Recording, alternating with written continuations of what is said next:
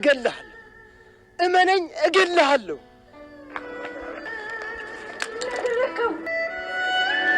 ጫረን ያረጋች የነበረ ሰው እኮ ነው አፈረን ታውሪኝ ሆንከው ሽን ጠይቅ ማዬ አንተ እንደዚህ ነው ዳግም ባህሉን በጭቦ ይወጋው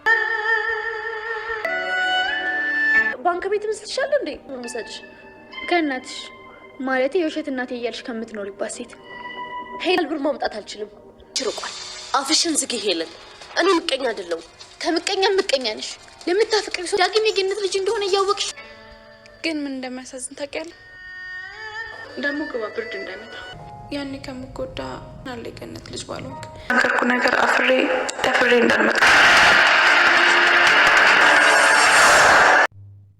ቃልዬን ስምሃታል ወይስ አልሳምካትም? ዳግም እንድትነግረኝ ነው የምፈልገው።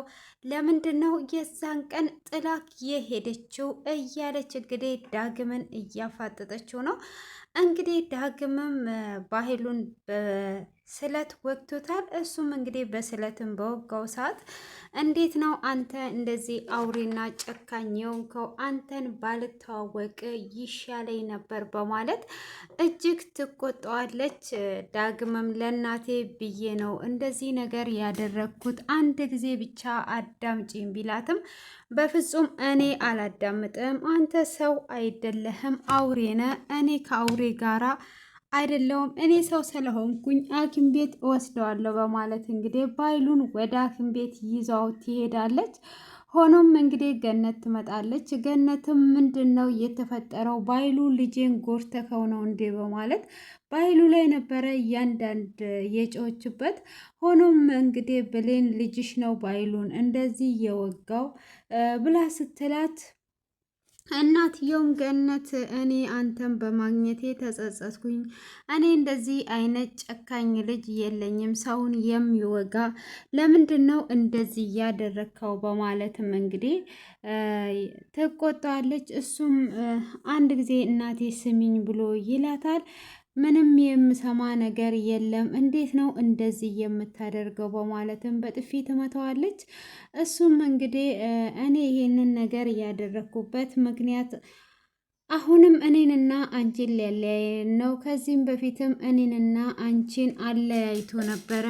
ዳግም እንዲያለያየን ስላልፈለግኩኝ ነው ይሄን ነገር ያደረግኩት እንጂ እኔ ጨካኝ አይደለሁም በማለት ይናገራል። እሷም እንዴት ነው እሱ ሊያለያየን የሚችለው? በፍጹም ሊያለያየን አይችልም፣ እኔ ይሄንን ነገር አልሰማም በማለት ትለዋለች። እንዴት ነው የማትሰሚኝ? ይሄንን ነገር ሊያደርግ ስለሆነ ነው እንጂ እኔ ጨካኝ አይደለውም በማለት እንግዲህ ምላሹን ይመልስላታል። እሷም በልጅነታችን ያለያየን ባይሉ ነው ወይ በማለትም ትለዋለች። እሱም አዎ ይላል። እንግዲህ እሷ ግን በልጅነታቸው ያለያያቸው ባይሉ አይደለም ሌላ ሰው አለ ማለት ነው። ይሄን ነገር ደግሞ ለልጄ ከነገርኩት ልጄ ይጎዳል በማለት እንግዲህ አሁን ላይ ልትነግረው ፈቃደኛ አይደለችም እንጂ በመጀመሪያ የጎዳው ሌላ ሰው ነው ማለት ነው። እሱም እንግዲህ እሷ እሺ በቃ አንቺ እንደፈለግሽ አድርገሽ እኔም መቅጣት ትችያለሽ፣ እኔ ሌላ ነገር ሳይሆን ለዚህ ነገር ነው እንደዛ ያደረግኩት በማለትም እንግዲህ ትናገረዋለች ማለት ነው። ያንን ነገር እንግዲህ እንደዛ አይነት ነገር ሲሆን እሷ እንደምንም እናት ስለሆነች ለዳጊ ይቅርታ ታረግለታለች። ብሌንም እንግዲህ አቶ ባይሉን ወደ ሕክምና ይዟት ትሄዳለች። ቃልዬም እንግዲህ እንደተፈረደው ጓደኛዋ አሁን ወደ ድሮ ሰፈሬ ደርሼ መምጣት እፈልጋለሁ ብላ ትላታለች። ቃልዬም እጅግ ደስ ይላታል። ቃልዬም በመደሰቷ እንግዲህ አንድ ጊዜ ብቻ ውጪ እንጂ እዛው እንድትቀሪ ነው የማደርግሽ በማለትም ታስባለች። እሷም ምን እያሰብሽ ነው ያለሽው? እያሰብሽ ያለሽው እዛው አስቀራታለሁ ብለሽ እያሰብሽ ነው አይደለ? አቅሻለሁ እኮ ጓደኛዬ ነሽ ብላ ስትላትም እንዴት ነው እንደዛ የማስበው? እንደዛ እያሰብኩኝ አይደለም ብላ ትላታለች። እና እዛ ሰፈርሽ ደርሰሽ ብትመጪ ይሻልሻል ብላ እንግዲህ ታበረታታለች። እሷም እሺ በማለት ስትልም ብር እንድሰጭኝ እፈልጋለሁ ብላ ትላታለች። የምን ብር ነው ምሰጥሽ? ብር የለኝም አላለቻትም ነበረ። 1,000 ወይስ 2,000 ልስጥሽ ስትላት እኔ የሰው ብርም አለብኝ በዛ ላይም ፈታ ብዬ መምጣት እፈልጋለሁ 50,000 ብር እንድሰጭኝ ነው ፈልገው ትላታለች። እሷ 50,000 ብር ኬን ነው ማመጣው ከሰላም ጋራ እንደተጣላው ታውቂያለሽ። ስለዚህ ኬት አምጥቼ ነው እኔ ለአንቺ 50,000 ብር የምሰጥሽ ምንም አይነት ብር የለኝም ብላ ስትላት፣ ከዛች የእውነተኛ እናቴ ናት ምትዩ ከዚህ ከሐሰተኛ እናትሽም ሆነ ከየትም አመጣሽ እንድታመጪ ነው ፈልገው እምቢ ካልሽ ይሄንን ሚስጥርሽን እዘረግፈዋለሁ። ከዛን እንግዲህ ሰላም በአንዴ ታባርሻለች ትላታለች፣ ትጨቃጨቃለች። ሰላምን በዚህን ሰዓት ድንገት ትመጣለች። ሰላምም እንደዚህ የሚያጨቃጭቃቸው ጉዳይ ምንድን ነው እያለች እንግዲህ ጠጋ ብላ ስትሰማ አንቺ የምታፈቅሪው ሰው ራሱ የገነት ልጅ እንደሆነ እያወቅሽ ዝም እንዳልሽ ይሄንን ሰላም ብታቅ ራሱ ብላ ትላታለች። እሷም ይሄንን ነገር እየሰማቻቸው ነበረ እና ሁሉንም ነገር አሁን ይሄን ሰላም እንዳለ ስትሰማ አንዲት ሰከንድ የምታቆምሽ መሰለሽ ወይ? ስለዚህ እነግራታለሁ ብላ ስትላትም እንደዚህ እያስፈራራሽኝ ልኖር አልፈልግም፣ ከፈለግሽ ንገሪያት ትላታለች። እሷም እንግዲህ በዛኑ ሰዓት ትሰማቸዋለች። ወደ ውስጥም ትገባና ቃልዬን እውነት ዳግም የገነት ልጅ እንደሆነ እያወቅሽ ነው ወይ አንቺ ዝም ያልሽው ብላ ትላታለች። እንደዛ ማለት አይደለም አሁን ነው ያወቅኩት እያለቻት እንግዲህ ስትል፣ ሆኖም እንግዲህ አንቺ የምን ምስጢር ነው እያስፈራራሻት ያለሽው? ንገሪኝ፣ እኔ የኔ ልጅስ አይደለሽም ብላ ትላታለች። ቃልዬንም ሁሉንም ነገር ሰምቻለሁ ስትላትም ቃልዬ እጅግ ደንግጣ ነበረ።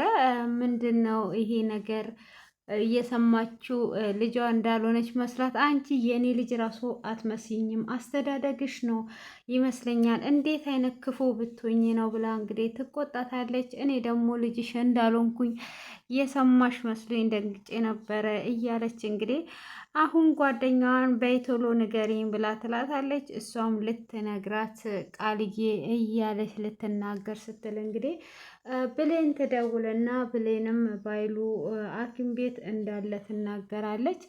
እሷም አጎትሽ ሐኪም ቤት ነው ያለው ብላ እንግዲህ ቶሎ ብለው ይዘውት ይሄዳሉ ማለት ነው። እንግዲህ ያንን ወደ ሆስፒታል እንሄድ በኋላ ትነግርኛለች በማለት እንግዲህ ይሄዳሉ። የብሌን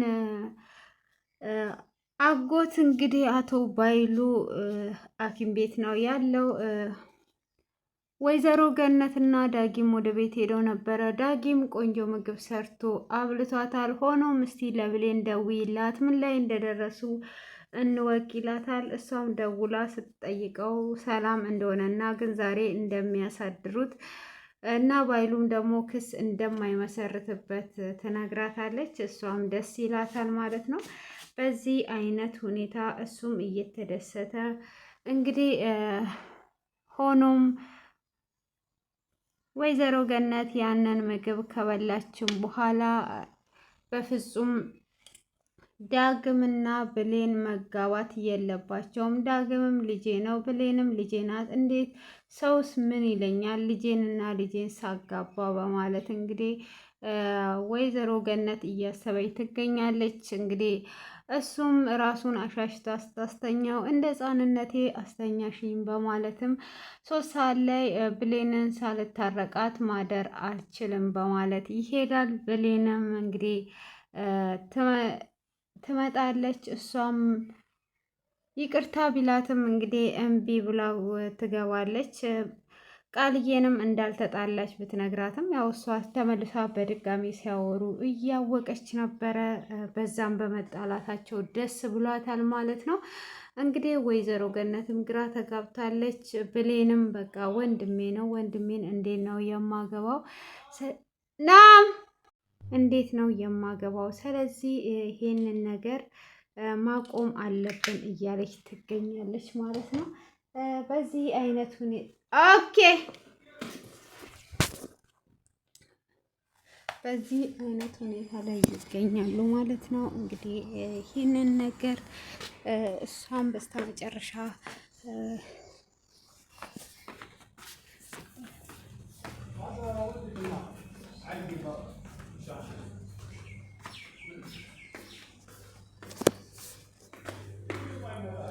ኦኬ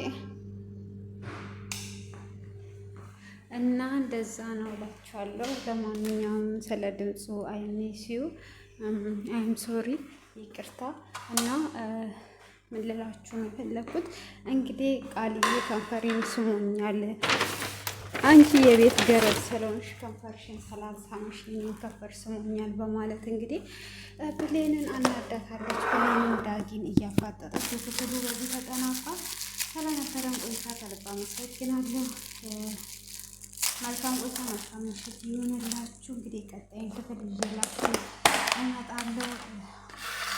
ብሌን እንግዲህ በዚህ አይነት መልኩ ዳጊን አፋጠዋለች። ዳጊ ስም ያለው ይላል ወይስ አልሳምኩም ይላል? እኔ ግን ሲስማት አይቼ ነበረ እና ስም ያለው ይላል ወይስ አልሳምኩም ይላል? ቀጣይ ክፍል ላይ የምናየው ይሆናል። ባይ ባይ።